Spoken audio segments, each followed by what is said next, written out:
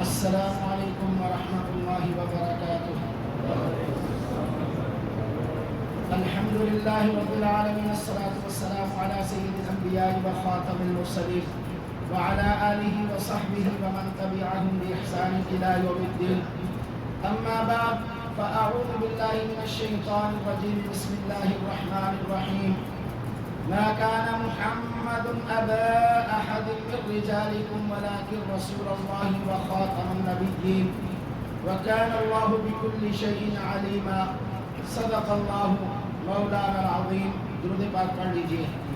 اللهم صل على محمد وعلى آل محمد كما صليت على إبراهيم وعلى آل إبراهيم إنك حميد مجيد، اللهم بارك على محمد وعلى آل محمد كما باركت على إبراهيم وعلى آل إبراهيم إنك حميد مجيد۔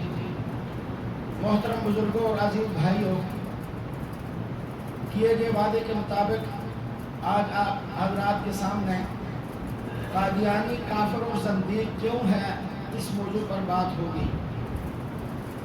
بغیر کسی تمہید کے مرزا غلام احمد بن غلام مرتضیٰ مغل قادیانی 1840 عیسوی میں ہندوستان کے ضلع گرداسپور مشرقی پنجاب کے قصبہ قادیان میں پیدا ہوا۔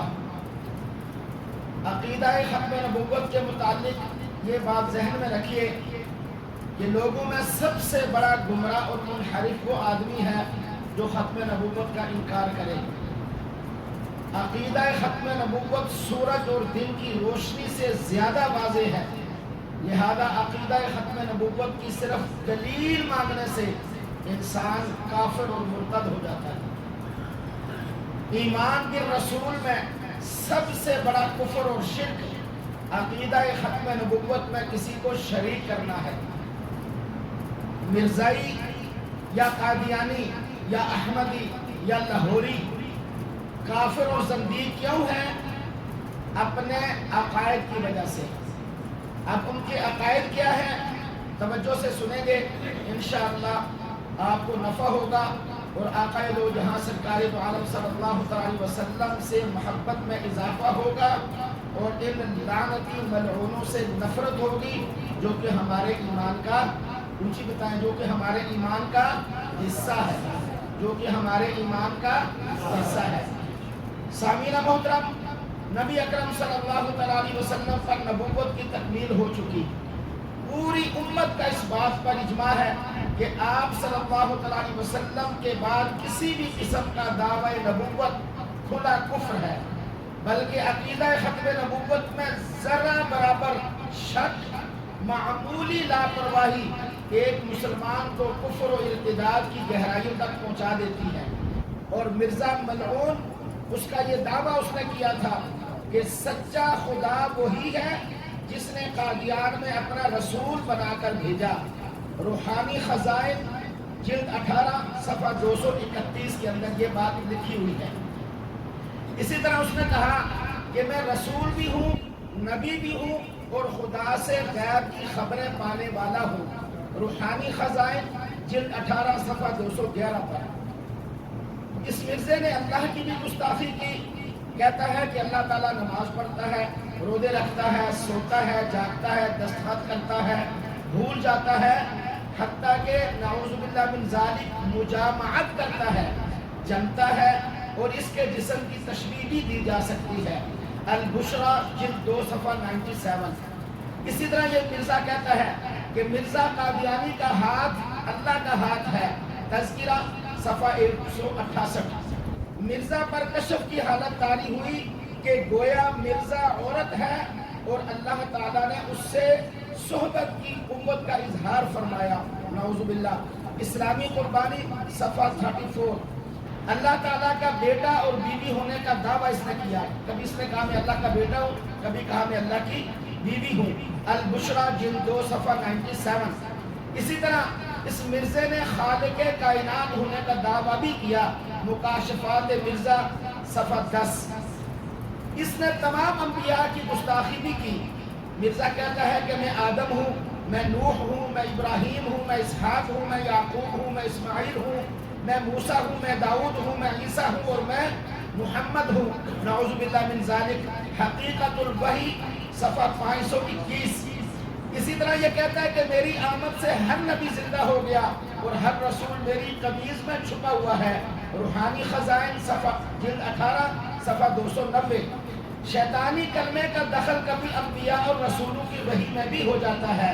روحانی خزائن جلد 3 صفحہ 439۔ اسی طرح اس نے نبی پاک صلی اللہ علیہ وسلم کی گستاخی کی یہ کہتا ہے کہ محمد صلی اللہ علیہ وسلم کے تمام کمالات مرزا قادیانی میں ہیں۔ کلمۃ الفصل صفحہ 113۔ اسی طرح یہ ملعون کہتا ہے کہ محمد صلی اللہ علیہ وسلم کو 3000 اور مجھے 3 لاکھ معجزات دیے گئے۔ حقیقت الوحی صفحہ 67۔ اسی طرح یہ کہتا ہے کہ خدا تعالیٰ نے محمد صلی اللہ علیہ وسلم کے چھپانے کے لیے ایک ایسی ذلیل جگہ تجویز کی جو نہایت متعفن اور تنگ اور تاریک اور حشرات الارض کی نجاست کی جگہ تھی۔ روحانی خزائن جلد 17 صفحہ 205۔ گویا یہ ہجرت والی رات جو آقا کریم صلی اللہ علیہ وسلم سیدنا صدیق اکبر کے ساتھ غار میں رہے، یہ اس کا کہتا ہے، اللہ اس پر لعنتیں برسائے۔ عیسیٰ اور مریم کی گستاخی علیہ السلام کی کرتے ہوئے یہ ملعون کہتا ہے کہ یورپ کے لوگوں کو جس قدر شراب نے نقصان پہنچایا، اس کا سبب تو یہ تھا کہ سیدنا عیسیٰ علیہ السلام شراب پیا کرتے تھے۔ روحانی خزائن جلد 18 صفحہ 291۔ سیدنا عیسیٰ علیہ السلام کی 3 دادیاں اور نانیاں زناکار اور کسبی عورتیں تھیں۔ روحانی خزائن جلد 11 صفحہ 291۔ اسی طرح یہ ملعون کہتا ہے، نعوذ باللہ من ذالک، کہ مرزا کے بقول 1891 عیسوی میں اس کے خدا نے بتایا تھا کہ مسیح ابن مریم رسول اللہ فوت ہو چکا ہے اور اس کے رنگ میں ہو کر وعدہ کے موافق تو، یعنی قادیانی کہتے ہیں اپنے بارے کے میں اللہ نے کہا کہ تو آیا ہے، اللہ اس پر لعنت برسائے۔ تذکرہ چوتھا ایڈیشن 148 صفحے پر۔ اسی طرح یہ ملعون کہتا ہے، نعوذ باللہ من ذالک، کہ عیسیٰ علیہ السلام کو گالی دینے، بد زبانی کرنے اور جھوٹ بولنے کی عادت تھی اور چوری بھی کیا کرتے تھے، یعنی چور بھی تھے۔ زمیمہ انجام آٹھم صفحہ 5-6۔ مرزا کی ایک کتاب کے اندر لکھا ہوا ہے کہ ابن مریم کے ذکر کو چھوڑو، اس سے بہتر غلام احمد ہے، ملعون لعنتی، اللہ اس پر لعنت بھیجے۔ مریم کے یہ کہتا ہے مرزا کہ حضرت مریم کے یوسف نجار نامی شخص سے ناجائز تعلقات تھے، جس کے نتیجے میں ان کو حمل ہوا۔ نعوذ باللہ من ذالک۔ روحانی خزائن جلد 14 صفحہ 300۔ یہ بدبخت قرآن کریم کی توہین کرتے ہوئے کہتا ہے، یہ باتیں منہ سے نکالتے ہوئے بڑی تکلیف ہوتی ہے، لیکن چونکہ ہم مسلمان ہیں نام کے، ہمیں پتہ نہیں ہے کہ اس ملعون لعنتی نے کیا کیا بکواسات کیے ہوئے ہیں، تو آپ حضرات کو بتانا اس لیے ضروری ہے کہ آپ میں سے کچھ لوگ، یا اللہ کرے کوئی بھی نہ ہو، ایمان کی آپ سمجھ لیں سستی کہہ لیں، سستی کی وجہ سے جی یہ بھی نمازیں پڑھتے ہیں، روزے رکھتے ہیں، اللہ کو مانتے ہیں، نبی کو مانتے ہیں، سارا کچھ تو کرتے ہیں، پھر کیا کمی ہے؟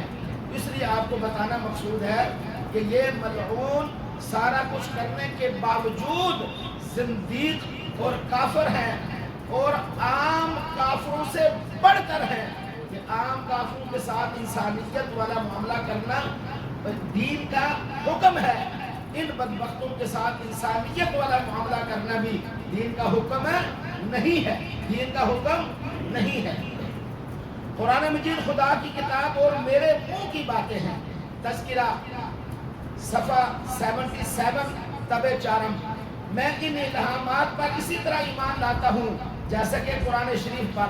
روحانی خزائن جلد 17 صفحہ 205۔ قرآن شریف میں گندی گالیاں بھری ہیں اور قرآن عظیم سخت زبانی کے طریقے استعمال کر رہا ہے۔ ازالہ اوہام صفحہ 28-29۔ میں قرآن کی غلطیاں نکالنے آیا ہوں جو تفسیروں کی وجہ سے واقع ہو گئی ہیں۔ ازالہ اوہام صفحہ 371۔ قرآن مجید زمین پر سے اٹھ گیا تھا، میں قرآن کو آسمان سے لایا ہوں۔ ازالہ اوہام صفحہ 380۔ اسی طرح احادیث مبارکہ کی بھی اس نے توہین کی. یہ کہتا ہے کہ میرے دعوے کی بنیاد حدیث نہیں بلکہ قرآن اور وحی ہے جو میرے پر نازل ہوئی. ہاں تائیدی طور پر وہ حدیثیں بھی پیش کرتے ہیں جو قرآن شریف کے مطابق ہیں اور میری وحی کے معارض یعنی اس کے خلاف نہیں ہے، اور دوسری حدیثوں کو ہم ردی کی طرح پھینک دیتے ہیں.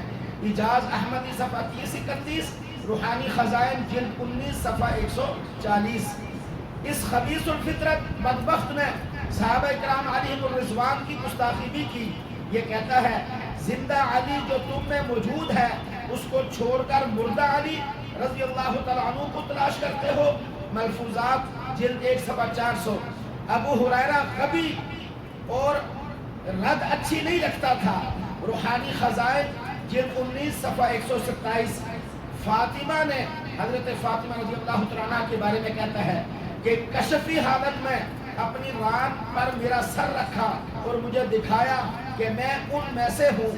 روحانی خزائن جلد 19 صفحہ 217. یہ کہتا ہے کہ میری سیر ہر وقت کربلا میں ہے، سو حسین ہر وقت میری جیب میں ہے. نعوذ باللہ من ذالک. روحانی خزائن جلد 18 صفحہ 477.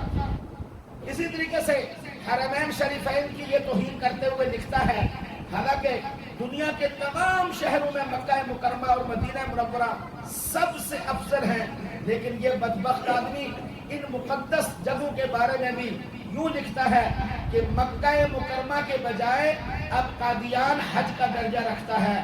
الفضل 11 دسمبر 1932 کے اندر. اسی طرح کہتا ہے جو فائدہ حج سے مقصود ہے اب وہ قادیان کے سالانہ جلسہ پر ہی آ کر اٹھایا جا سکتا ہے. برکات خلافت صفحہ جلد 3 صفحہ 5. اسی طرح یہ پوری امت کو کافر لکھتا ہے. چنانچہ یہ کہتا ہے مرزا کہ جو میرے مخالف تھے ان کا نام عیسائی، یہودی اور مشرک رکھا گیا. روحانی خزائن جلد 18 صفحہ 382. اسی طرح یہ بدبخت کہتا ہے کہ کنجریوں کی اولاد میری دعوت کی تصدیق نہیں کرتی. روحانی خزائن جلد 5 صفحہ 547. یہ کہتا ہے کہ ہمارے دشمن جنگلوں کے خنزیر ہوں گے اور ان کی عورتیں کتیوں سے بڑھ گئی. روحانی خزائن جلد 14 صفحہ 53. اسی طرح یہ کہتا ہے کہ جس نے میرے سے دشمنی اور مخالفت کی وہ جہنمی ہے. تذکرہ صفحہ 168 طبع 2. جہاد کا انکار کرتے ہوئے یہ لکھتا ہے حالانکہ قرآن کریم کی بے شمار آیات اور احادیث مبارکہ سے یہ بات ثابت ہے کہ جہاد اسلام کا ایک اہم رکن اور بڑا فریضہ ہے، لیکن قادیانی انگریزوں کو خوش کرنے کے لیے جہاد کا انکار کرتے ہوئے مجاہدین اور جہاد کرنے والوں کو گالیاں بکتا ہے اور غلیظ الفاظ ان کے لیے استعمال کرتا ہے. چنانچہ یہ لکھتا ہے جو شخص میری بیعت کرتا اور مجھے مسیح موعود مانتا ہے اسی روز سے اس کو عقیدہ رکھنا پڑتا ہے کہ اس زمانے میں جہاد قطعاً حرام ہے. مجموعہ اشتہارات جلد 3 صفحہ 408. اسی طرح یہ لکھتا ہے کہ میری عمر کا اکثر حصہ سلطنت انگریزی کی تائید اور حمایت میں گزرا ہے. میری ہمیشہ کوشش رہی ہے کہ مہدی خونی اور مسیح خونی کی بے اثر روایتیں اور جہاد کے جوش دلانے والے مسائل جو احمقوں کے دلوں کو خراب کرتے ہیں وہ مسلمانوں کے دلوں سے معدوم ہو جائیں. تریاق القلوب صفحہ 28 اور اسی طرح 27 اور روحانی خزائن جلد 15 صفحہ 155 156 اور زمیمہ تحفہ گولڈویہ کے اندر 141 صفحے پہ مرزا غلام احمد قادیانی لکھتا ہے کہ دشمن ہے وہ خدا کا جو کرتا ہے اب جہاد، منکر نبی کا ہے جو یہ رکھتا ہے اعتقاد. یہ ہے اس کے عقائد جو جہاد کے بارے میں. اسی طرح ام المؤمنین کی اصطلاح کا استعمال مرزا غلام احمد قادیانی اپنی بیوی کے لیے کیا کرتا تھا، حالانکہ یہ اصطلاح صرف نبی پاک صلی اللہ علیہ وسلم کی ازواج مطہرات کے لیے مخصوص ہے. سیدۃ النساء کی اصطلاح بھی مرزا غلام احمد قادیانی اپنی بیٹی کے لیے استعمال کیا کرتا تھا، حالانکہ حدیث پاک کی روح سے یہ صرف اور صرف اصطلاح سیدہ فاطمہ الزہرا رضی اللہ تعالی عنہا کے ساتھ مخصوص ہے. اسی طرح میرے بھائیوں، اس بدبخت نے وقت گزرنے کے ساتھ ساتھ دعوے بھی مختلف کیے۔ نبوت کا دعویٰ اس نے بہت بعد میں جا کر کیا۔ سب سے پہلے 1880 میں اس نے ملہم کا دعویٰ کیا، جس کا معنی ہوتا ہے کہ الہام ہوتا ہے، اسے اللہ کی طرف سے اس کے دل کے اندر باتیں ڈالی جاتی ہیں۔ مرزا قادیانی نے 1880 بمطابق 1297 ہجری میں اپنی پہلی کتاب براہین احمدیہ شائع کی، اور اس نے دعویٰ کیا کہ یہ کتاب اس نے اللہ کی طرف سے مجدد اور ملہم و معمور ہو کر لکھی ہے۔ برکات الدعاء صفحہ 38 میں یہ لکھا ہوا ہے۔ حالانکہ پوری انسانی تاریخ اس بات کی شاہد ہے کہ 1,24,000 کم و بیش انبیاء اور رسول، اور تقریباً 313 یا کم و بیش صرف رسول اس دنیا میں آئے ہیں اللہ کے طرف سے، اللہ کی مخلوق کی رہنمائی کے لیے۔ کسی ایک نے بھی اپنے پاس سے کتاب نہیں لکھی۔ جو بھی کتاب نازل ہوئی اللہ کی طرف سے نازل ہوئی۔ کسی نبی اور رسول کو کوئی حکم بدلنے کا اختیار نہیں تھا سوائے اللہ کے حکم کے، اور یہ بدبخت کہتا ہے کہ میں نے خود لکھی ہے اور اللہ کے حکم سے لکھی ہے، اور یہ بہت سارے رسالوں کا مصنف بھی ہے، بلکہ اس نے اپنی ذاتی ہی دین سازی کی ہوئی تھی، اپنی طرف سے جو مرضی لکھتا۔ 1842 میں احمد اور نذیر ہونے کا اس نے دعویٰ کیا۔ 1882 میں 1882 میں اس نے کہا کہ میں احمد ہوں، اور کہا میں نذیر ہوں۔ مرزا قادیانی کے مطابق اس کے خدا نے اسے 1882 میں ایک طویل الہام عربی زبان میں کیا ہے۔ یہ کہتا ہے کہ اللہ نے میرے اوپر الہام کیا، اور اس نے عربی عبارت بھی لکھی کہ یا احمد بارک اللہ فیک ما رمیت اذ رمیت ولکن اللہ رما الرحمن علم القرآن لتنذر قوما ما انذر آباؤہم۔ یہ عربی عبارت اس نے کہا مجھے اللہ کی طرف سے الہام ہوئی ہے، جس کا معنی ہے اے احمد خدا نے تجھ میں برکت رکھ دی ہے، جو کچھ تو نے چلایا یہ تو نے نہیں چلایا بلکہ خدا نے چلایا۔ خدا نے تجھے قرآن سکھایا تاکہ تو ان لوگوں کو ڈراوے جن کے باپ دادے ڈرائے نہیں گے۔ تذکریہ مجموعہ کشوف و الہامات مرزا قادیانی صفحہ 38 چوتھا ایڈیشن، اللہ اس پر لعنت برسائے۔ 1882 میں اس نے مجدد ہونے کا دعویٰ کیا۔ 13ویں صدی کے آخر میں یہ کہتا ہے کہ خدا تعالیٰ نے الہام کے ذریعے سے مجھے خبر دی ہے کہ تو اس صدی کا مجدد ہے۔ کتاب البریہ صفحہ 183، روحانی خزائن جلد 13 صفحہ 201۔ 1883 میں آدم مریم اور احمد ہونے کا دعویٰ کیا۔ مرزا قادیانی کے بقول 1883 میں اللہ تعالیٰ اس سے یوں مخاطب ہوئے، نعوذ باللہ من ذالک، کہ یا آدم اسکن انت وزوجک الجنت یا مریم اسکن۔ یہ میں قرآن نہیں پڑھ رہا، مرزا قادیانی ملعون نے جو کہا کہ مجھے اللہ کی طرف سے وحی ہوئی ہے وہ پڑھ رہا ہوں۔ انت وزوجک الجنت یا احمد اسکن انت وزوجک الجنہ نفخت فیک من لدنی روح الصدق۔ کہتا ہے کہ یہ اللہ کی طرف سے مجھے وحی ہوئی ہے۔ اسی طریقے سے 1884 میں اس نے رسالت ہونے کا دعویٰ کیا۔ تذکرہ صفحہ 129، روحانی خزائن جلد 17 صفحہ 353۔ 1886 میں توحید و تفرید ہونے کا دعویٰ کیا۔ اسی طرح الہام ہونے کا، اور کہا کہ تو مجھ سے ہے اور میں تجھ سے ہوں، یعنی اللہ کی طرف سے مجھے الہام ہوا، یہ کہتا ہے۔ تذکرہ صفحہ 436 دوسرا ایڈیشن۔ 1891 میں مثیل مسیح ہونے کا دعویٰ کیا کہ یہ میں حضرت عیسیٰ علیہ السلام کی مثال ہوں، ان کی تمثیل ہوں، یہ ہونے کا دعویٰ کیا۔ تذکرہ 138 چوتھا ایڈیشن۔ 1891 میں مسیح ابن مریم ہونے کا دعویٰ کیا، اور یہ کہتا ہے کہ خدا نے مجھے یوں کہا ہے کہ خدا میرے سے ہم کلام ہوا، یا خدا نے میرے طرف وحی کی کہ انا جعلناک المسیح ابن مریم، کہ ہم نے تجھے مسیح ابن مریم بنایا۔ تذکرہ صفحہ 149 چوتھا ایڈیشن۔ 1892 میں 1892 میں صاحب کن فیکون ہونے کا اس نے دعویٰ کیا۔ تذکرہ 203 صفحہ تیسرا ایڈیشن۔ 1894 میں 1894 مسیح موعود اور مہدی ہونے کا اس نے دعویٰ کیا، اور اس نے کہا کہ اللہ نے مجھے یہ کہا ہے کہ خدا نے مجھے بشارت دی اور کہا کہ وہ مسیح موعود اور مہدی مسعود جس کا انتظار کرتے ہیں وہ تو ہے۔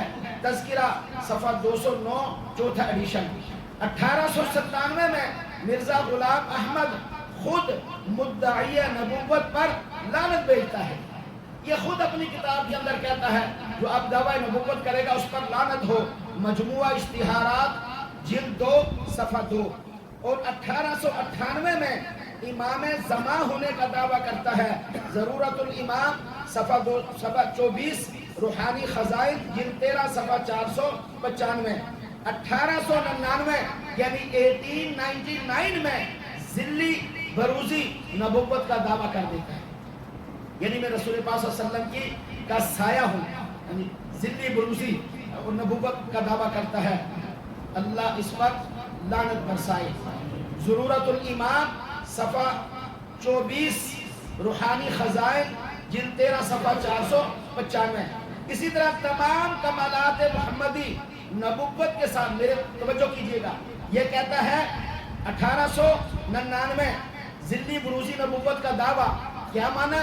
تمام کمالات محمدی نبوت کے ساتھ میرے آئینہ ذلیت میں منعکس ہیں، تو پھر کون سا الگ انسان ہوا جس نے علیحدہ طور پر نبوت کا دعویٰ کیا؟ یعنی یہ لوگوں کو الو بنانے کے لیے، برگلانے کے لیے کہتا ہے کہ میں کوئی الگ نبی کا دعویٰ نہیں کرتا نبوت کا، بلکہ نبی پاک صلی اللہ علیہ وسلم کی نبوت منعکس ہو کر میرے اندر آ گئی ہے۔ تو یہ روحانی خزائن جلد 18 صفحہ 212 پر۔ اسی طرح 1901 تا 1908 میں مستقل صاحب شریعت نبی اور رسول ہونے کا دعویٰ کرتا ہے۔ حقیقت الوحی صفحہ 101۔ یہ 1901 سے 1908 کے درمیان یہ اپنے آپ کو مستقل صاحب شریعت نبی اور رسول ہونے کا دعویٰ کرتا ہے۔ لعنتی ملعون، اللہ اس پر ڈھیروں لعنتیں برسائے۔ ساتھ ساتھ کہا کریں سوال ملے گا انشاءاللہ اس سے۔ مرزا قادیانی نے مذکورہ بالا دعووں کے علاوہ بے شمار اور بھی دعوے کیے۔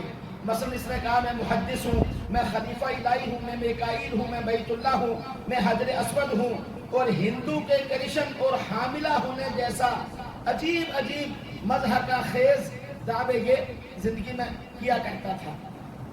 مرزا قادیانی وبائی ہیضہ کا شکار ہوا اور 26 مئی 1908 کو اس حال کے مرض میں مبتلا رہ کر لاہور میں لیٹرین کے اندر مر گیا اور قادیان میں دفن ہوا۔ اس طرح دنیا قادیانیوں کے نام و نہاد مسیح اور مہدی کے وجود سے پاک ہو گئی۔ اس کی موت بھی لیٹرین کے اندر پیشاب کرتے ہوئے واقعہ ہو گیا۔ ایسا نبی دیکھو۔ اسی طرح میرے بھائیوں، آپ سیرت پڑھیں انبیاء علیہ السلام کی، جتنے نبی ہیں پیدائش سے لے کر پردہ فرما جانے تک ہر نبی کی شان اعلیٰ اور عرفہ ہے۔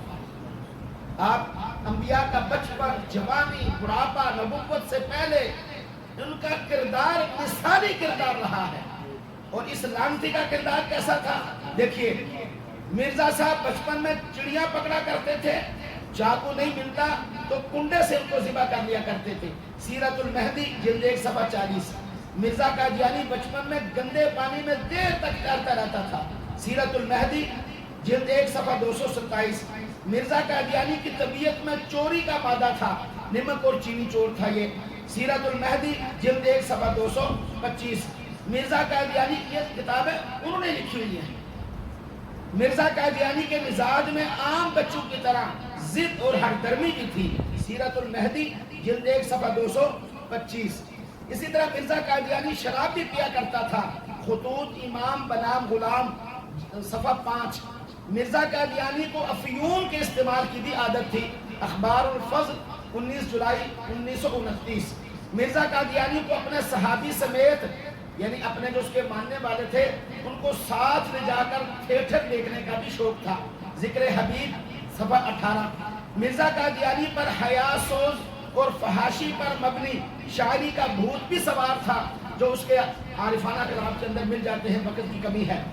مرزا قادیانی خراب حافظہ، آنکھوں میں مائی اور پیا بیماری اور نامردی کا شکار بھی تھا۔ مکتوبات احمدیہ جلد 2 صفحہ 479 اور اسی طرح صفحہ 27۔ پیشاب کرتے ہوئے اکثر اوقات بھول جایا کرتا تھا، ایک جیب میں اس نے گل ڈالا ہوتا، دوسرے میں اس نے وہ یعنی مٹی کا ڈھیلا، ہاں جی، پیشاب صاف کرنے کے لیے، تو یہ غلطی کے ساتھ گل نکال کر اس سے پیشاب صاف کر کے بعد میں کھا لیا کرتا تھا۔ اسی طرح مذکورہ اوصاف کے علاوہ مرزا قادیانی گالیاں دینا، زنا کا ارتکاب کرنا، جھوٹ بولنا، غیر محرم عورتوں سے تنہائیوں میں ٹانگیں دبوانا، مار بٹورنا، جوتے الٹے پہننا، بٹن الٹے بند کر لینا، آنکھ سے کانا، ہاتھ سے ٹنڈا ہونا، عقل سے پیدل ہونا، سوچ سے جاہل ہونا، پاگلوں جیسی حرکات کرنا، تمام تر وہ اوصاف جو ایک لچے لفنگے کے اندر ہوتے ہیں اس سے بڑھ کر اوصاف کا یہ مالک تھا۔ فتنہ قادیانیت کا نظریاتی وجود مٹانے کے لیے ہمیں اپنی صفوں میں اتحاد ضرور پیدا کرنا ہوگا۔ یہ میں نے آپ کے سامنے اس کی جو اوصاف تھے اور جو اس کے دعوے تھے ان کو مختصر انداز میں تیزی سے بیان کیا، امید ہے سمجھ آ گئی ہوگی کہ تاکہ تھوڑے سے وقت میں ہمیں اس کے بارے میں معلوم ہو جائے۔ اب میرے بھائیوں بزرگوں، آئین پاکستان میں قادیانی کی حیثیت کیا ہے یہ بھی آپ سن لیں اور اس کو بھی ذہن نشین رکھیں۔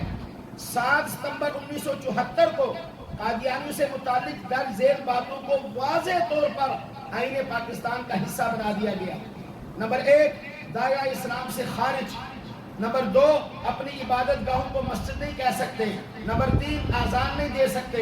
نمبر 4، اپنے مذہب کو اسلام نہیں کہہ سکتے۔ نمبر 5، اپنے آپ کو مسلمان نہیں کہلا سکتے۔ نمبر 6، اپنے مذہب کی تبلیغ نہیں کر سکتے۔ لیکن ان کی سینہ زوری دیکھیے، یہ اعلیٰ اعلان آئین پاکستان کو ماننے سے انکار کرتے ہیں اور خود کو اقلیت تسلیم بھی نہیں کرتے، بلکہ اپنے آپ کو مسلمان کہلانے پر مصر اور مزید ہیں۔ جب ایک کو ملک کے آئین کی ہی قدار ہو تو کس حیثیت سے ملکی معاملات کی باغ دوڑ اس کے ہاتھ میں دی جا سکتی ہے؟ میرے بھائیوں، بارہا عرض کرتا رہتا ہوں کہ ہمارے لیے سارے جہانوں میں، اس جہان میں بھی، اس کے بعد والے جہان میں بھی، پھر اس کے بعد آنے والے ہمیشہ کے لیے جہان میں بھی نبی پاک صلی اللہ علیہ وسلم جیسی عظیم ہستی سے بڑھ کر اللہ کے سوا اور کوئی آسرا نہیں ہے۔ ایسا ہی ہے میرے بھائیوں، میرا قائد، میری پارٹی کا سربراہ، میرا پسندیدہ محبوب کوئی بھی ہو الف با تا سا، اگر وہ آقا کریم صلی اللہ علیہ وسلم کا سچا غلام ہے تو اس کی جوتیاں ہمارے سر پہ ہیں۔ ایسا ہی ہے، اور اگر وہ بدبخت ہے اور آقا کریم صلی اللہ علیہ وسلم کے نام کو استعمال کرتے ہوئے وہ سچا غلام نہیں ہے تو پھر میرے بھائیوں اس سے تعلق اپنی دنیا اور آخرت خراب کرنے کے لیے نہ جوڑیں۔ یہ دنیا تو گزر جانی ہے جتنی بھی ہے، آقا کریم صلی اللہ علیہ وسلم سے بے وفائی نہ کیجیے، اپنے آقا سے سچی محبت کیجیے، قیامت کو پتہ چل جائے گا۔ یہاں دھا لگا سکتے ہیں آپ، قیامت کو آقا کریم صلی اللہ علیہ وسلم کے سامنے دھا نہیں لگا سکتے۔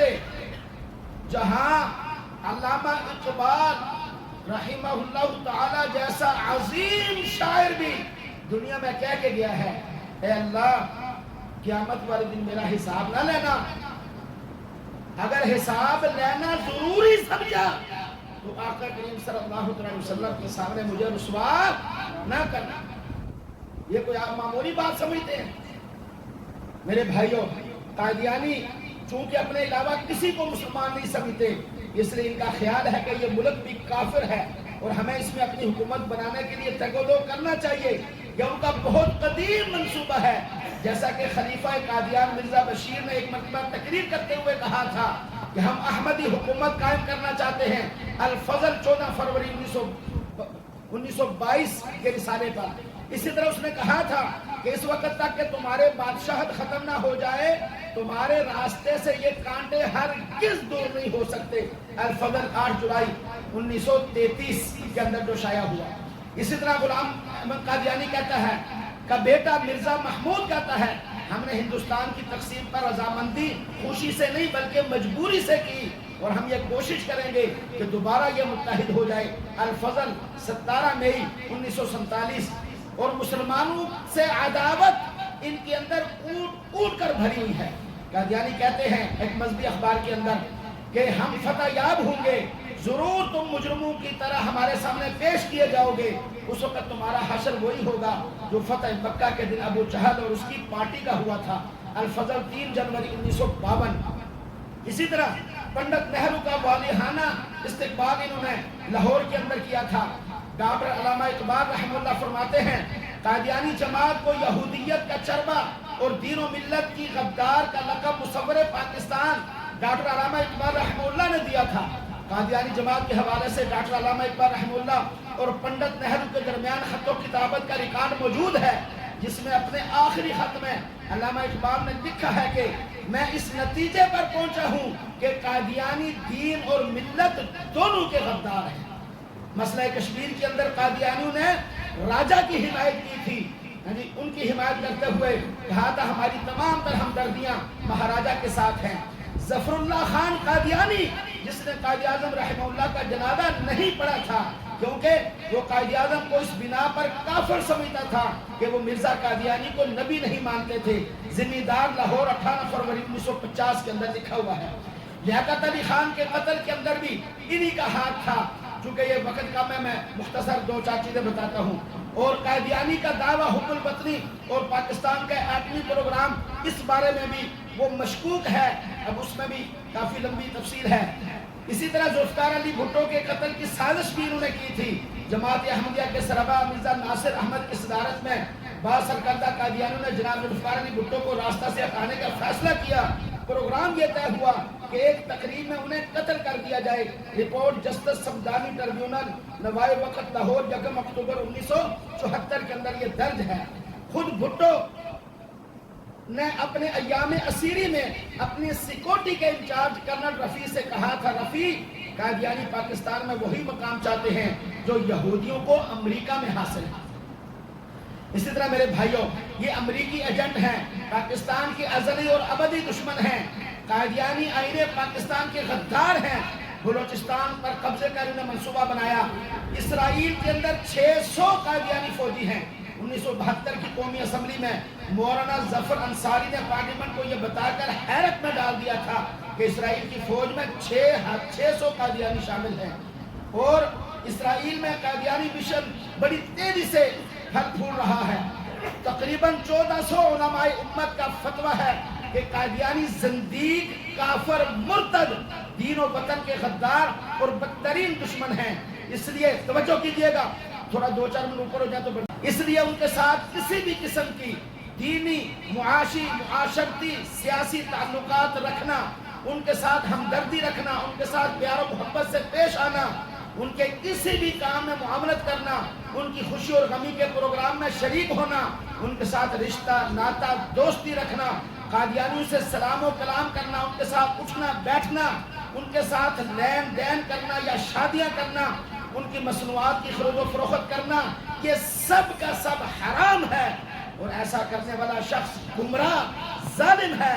اور جو شخص قادیانیوں کو مسلمان یا مسلمانوں سے اچھا سمجھے یا ان کے کافر ہونے میں شک کرے تو ایسا آدمی بھی بدترین زندیق کافر ہو جاتا ہے۔ کہاں ہے ہمارا ایمان؟ کہاں ہے ہمارا اسلام؟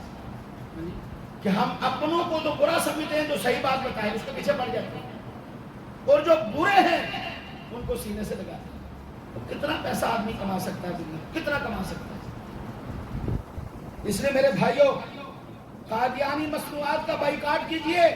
یہ لمبی بات ہے، اب اس کو بیان کرنا ذرا تھوڑا مشکل ہے، ٹائم کافی ہے، مختصراً بتاتا چلوں۔ قادیانی مصنوعات کی بائیکاٹ یہ بھی ہمارے ایمان کا حصہ ہونا چاہیے۔ لوگ بڑبڑا کر کہہ دیتے او جی سارا کچھ یہودیوں کا ہے، ساری مصنوعات ہماری یہودیوں کی ہے، سارا کچھ تو امریکہ کا ہے، سارا کچھ فلان کا ہے۔ بھائیو بات کو سمجھیں، بات کو سمجھیں۔ دنیا کے سارے کافر ایک جیسے نہیں ہیں. کافر کے ساتھ اٹھنا بیٹھنا کھانا پینا کاروبار کرنا یہ جائز ہے. دلی محبت جائز نہیں ہے کافر کے ساتھ. دلی مودت دلی دوستی یہ جائز نہیں ہے مسلمان کی کافر کے ساتھ. باقی رہے قادیانی مرزائی ان کا مسئلہ کافروں سے الگ ہے. ان کا مسئلہ الگ ہے باقیوں سے. یہ کافروں سے آگے ایک قدم زندیق اور مرتد ہے. ان کے ساتھ تعلقات درست اور جائز نہیں ہے. اگر کوئی اپنے آقا کریم صلی اللہ علیہ وسلم سے سچی محبت رکھتا ہو وہ سمجھ جائے گا. نہیں جائے بھاڑ میں. قادیانی کی چند مصنوعات ذکر کر دیتا ہوں یہ توجہ سے اور حلف آج مسجد میں اٹھائیں کہ ان کو حد الامکان استعمال نہیں کریں گے. اب پتہ نہ ہو تو علیحدہ بات ہے. ایک آدمی مجبور ہوتا ہے. شیزان کی تمام تر مصنوعات شیزان کی جوس کیچپ اچار چٹنی سمرقند شربت وغیرہ یہ سارا قادیانی کا ہے. دکاندار بھی بیچنا چھوڑ دیں خریدار بھی لینا چھوڑ دیں. متبادل ڈھیروں لگا ہوا.